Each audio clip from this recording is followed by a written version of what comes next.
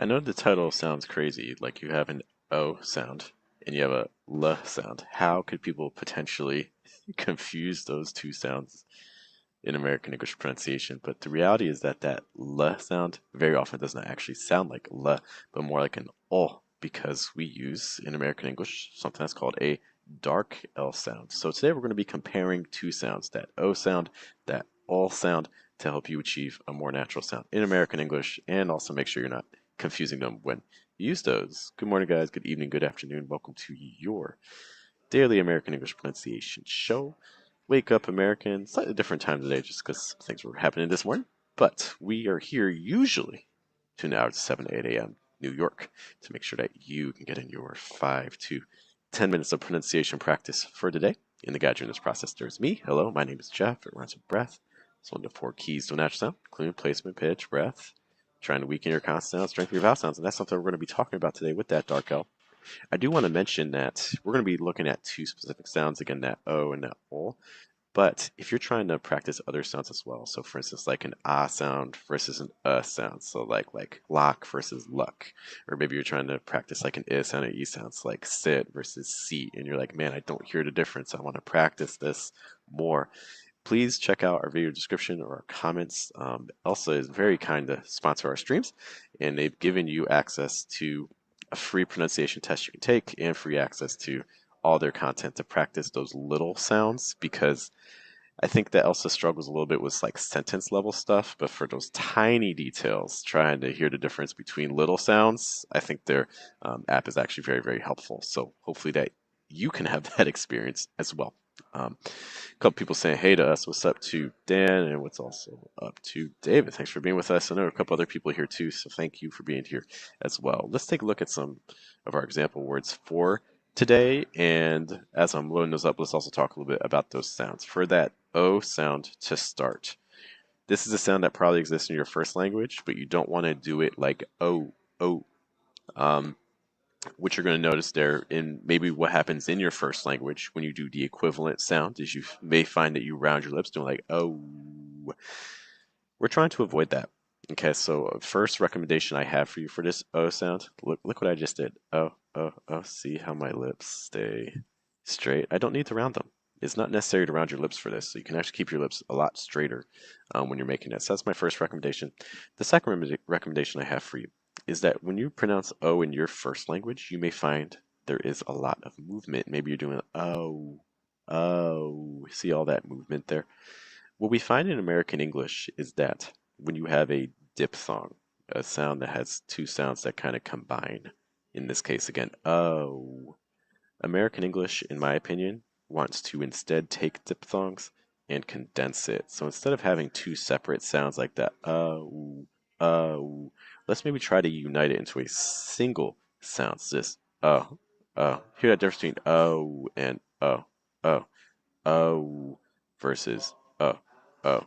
Okay, so that's going to be my big recommendations for that O sound, is try to straighten your lips and also try to unite the sound into a single sound.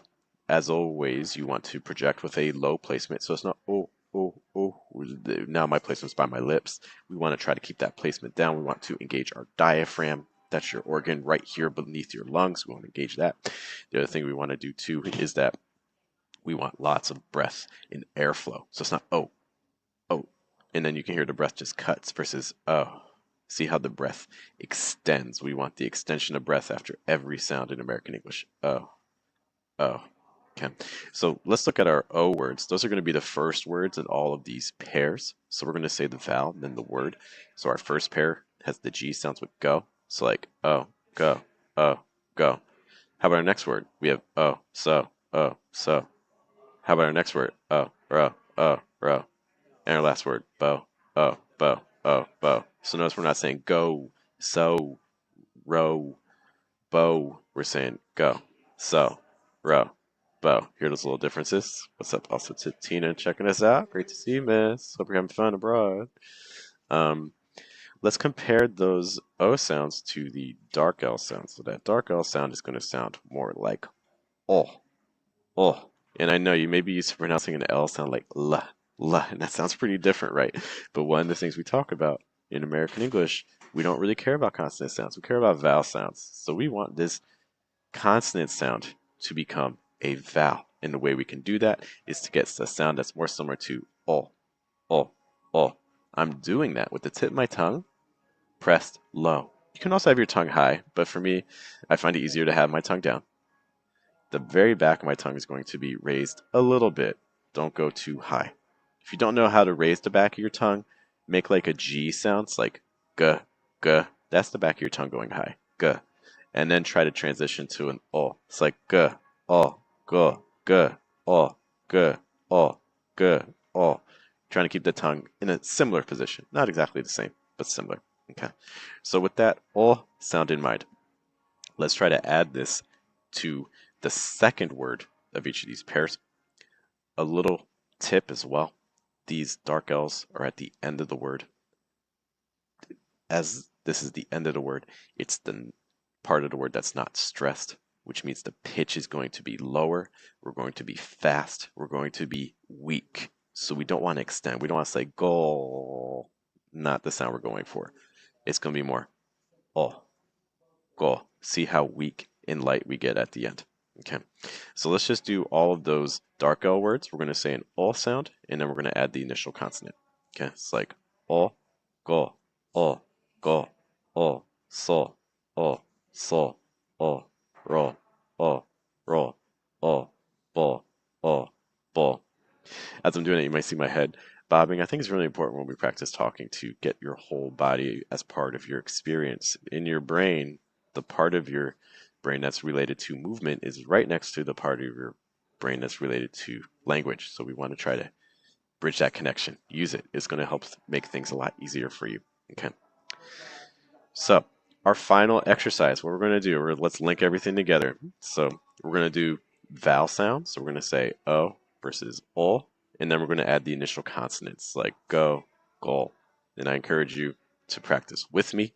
We're going to do each of these twice. Let's take a look at our first pair. It's like O, go, go, O, go, go. The next word, O, so, soul, so, soul. Our next one, row, roll, row, roll. And our last pair, bow, bow, bow, bow. Tina asked a question. Sorry, Mr. Beginning. Are we saying that these pairs sound the same? No. Oh my gosh, no. It's the exact opposite. We want these to sound different. We're saying that a lot of people who have learned English confuse these sounds, but the reality is that we need these to be distinct. These are two different sounds. So we don't want to say go, go. We want to say go, go. We don't want to say so, so. We want to say so, soul. We don't want to say row, row. We want to say row, roll. And we don't want to say bow, bow. We want to say bow, bowl. Okay, so hopefully we're pronouncing these differently, ideally. Okay. And again, if you do want more practice with minimal pairs like these, okay, like words that sound very similar to each other but are not the same, we need to work on our ear to make sure we can hear the difference. Because if you mispronounce these, if you say go when you intend to mean goal, your listener is not going to understand you, or they're going to misinterpret what you say. So if you want to make sure you're avoiding those sorts of mistakes, again, please check out the accent test that you can see in the description or else in the comments provided to us by Elsa, because it's going to help you with all kinds of similar pairs like this, like lock versus luck, or like go versus goal, and things like that. They have all kinds of little exercises and tests that you can take for free. Yes, so please make sure that you're pronouncing these. All right, guys, thanks for hanging out with me. I will see you all later. Hey, when I say thank you, the reason I say thank you is because I realize that there's a lot of pronunciation channels out there. I'm not dumb to that fact, so the fact that you are here for some pronunciation guidance is greatly appreciated. I will see you all later. Hope you guys have a good day, have a good night, and a good afternoon. Take care, guys.